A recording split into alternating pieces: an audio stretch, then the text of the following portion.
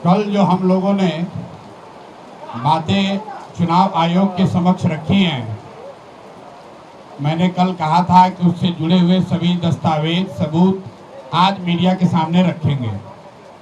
उस परिप्रेक्ष्य में मैं एक बात बताना चाहता हूं कि जब भी यहाँ वरीय पदाधिकारियों को चुनाव आयोग को कोई शिकायत भेजी गई, उसमें यहाँ के जो वरीय अधीक्षक हैं, एसएसपी हैं पटना के, उनका तर्क ये रहा है कि ये बाहर के लोग आए हुए हैं और चुनाव में गड़बड़ी कर रहे थे, इसलिए उनको डिटेन किया गया है, अरेस्ट किया गया है।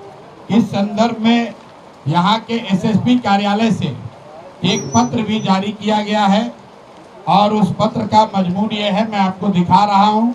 ये पटना एसएसपी कार्यालय से जारी किया गया है, जिसमें ये उन्होंने लिखा है कि चुनाव के दौरान बाहर से आए हुए लोगों ने जो अगर उल्लंघन किया है तो चुनाव में शांतिपूर्ण व्यवस्था बनी रहे, इसके लिए उनको डिटेन किया गया है।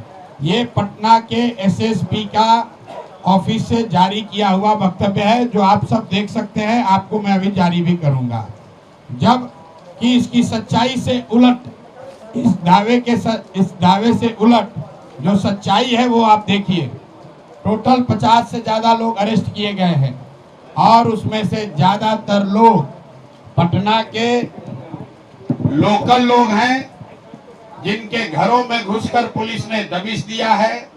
144 की कोई बात नहीं थी, लोग घर में सो रहे थे, घर में घुसकर पुलिस ने उनको पकड़ा है रात में 2 बजे, दिन के सुबह के 3 बजे, 2 बजे रात में अपने घर में सोए हुए थे। इसका मतलब है कोई 144 का उल्लंघन नहीं कर रहे थे, स्थानीय थे, स्थानीय बांकीपुर के मतदाता हैं। किस अधिकार से पुलिस इनके घर गई, इनको अरेस्ट किया, पूरे दिन तक घुमाते रहे और कल चुनाव खत्म होने के 1 घंटा पहले इनसे मतदान कराकर तब इनको छोड़ा है। ये एक केस है। एसएसपी दावा कर रहे हैं कि हम सिर्फ बाहर के लोगों को अरेस्ट कर रहे थे। एसएसपी का दावा है कि 144 का उल्लंघन हो रहा था। तो एसएसपी महोदय ये बताएं कि घर में सोया हुआ आदमी 140 का उल्लंघन कैसे कर रहा था। ये नई कानून और नई कानून का डेफिनेशन ये बिहार में देने की कोशिश कर रहे हैं। नवल बाबू अकेले नहीं हैं, मैं आपको दूसरा केस बता रहा हूँ। बगल में हमारी महिला एक बैठी हुई हैं, इनके बहनोई हैं, डिप्टी कलेक्टर हैं। 80 साल के बूढ़े आदमी के घर पे 22 नंबर वार्ड में सरेआम दिन में पुलिस ने घूमकर धमकी दी है, इन लोगों को वोट देने से रोका है। कोई महिला दोपहर में 22 नंबर वार्ड, जो यहाँ का सबसे पॉश एरिया है, वहां पर डिप्टी कलेक्टर के घर पर घुस के पुलिस वाले दबिश दे रहे हैं कि कोई यहाँ से वोट नहीं देगा। और जब मैं वहां पहुंचा हूं तो वहां पर वो आदमी भाग गया था, सीनियर जो अफसर था भाग गया था। दूसरा एक दरोगा मिला जिसका नेम प्लेट गायब था। उससे जब पूछा गया तो कहा सर हम नहीं थे, हमारे सीनियर थे, वो भाग गए हैं। मतलब ये हालत है। और उसके बाद वहां बीजेपी के गुंडों ने, मुन्ना जी और रामबली जी हमारे साथ थे, इन लोग के साथ बदतमीजी करने की कोशिश की। ये सिर्फ 2 एग्जाम्पल है।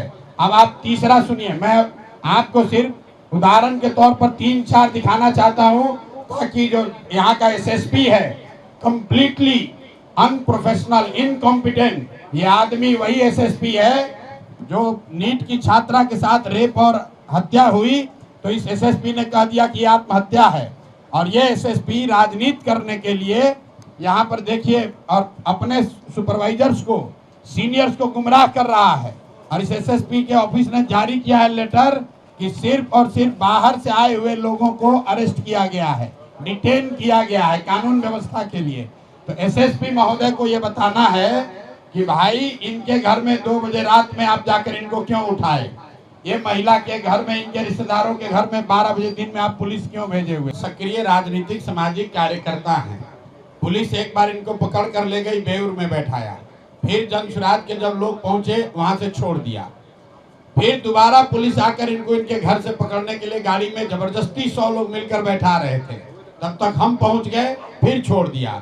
जैसे ही हम वहां से वापस हटे, इनके घर को घेरने के लिए 100 से ज्यादा पुलिस, सीएपीएफ इनका पूरा घर दरवाजा 1 घंटे तक पीटता रहा इनको अरेस्ट करने के लिए। और यहाँ के एसएसपी विज्ञप्ति जारी कर रहे हैं कि कानून और व्यवस्था को बनाए रखने के लिए बाहरी लोगों को अरेस्ट किया गया है। कल एक बात और बताई गई कि एसएसपी के खिलाफ भाजपा के लोगों ने भी शिकायत की है। कल ये बात मुझे चुनाव पदाधिकारी ने बताया। तो मेरा एक यही सवाल है कि कुल 54 लोग जन सुराज से जुड़े हुए कार्यकर्ता, समर्थक, नेता 54 लोग कल परसों में अरेस्ट हुए हैं, डिटेन किए गए। एसएसपी कार्यालय को जारी करना चाहिए कि भाजपा से जुड़े हुए कितने लोगों को उन्होंने डिटेन किया है। एक भी भाजपा का आदमी डिटेन नहीं हुआ, एक भी भाजपा का नेता अरेस्ट नहीं हुआ।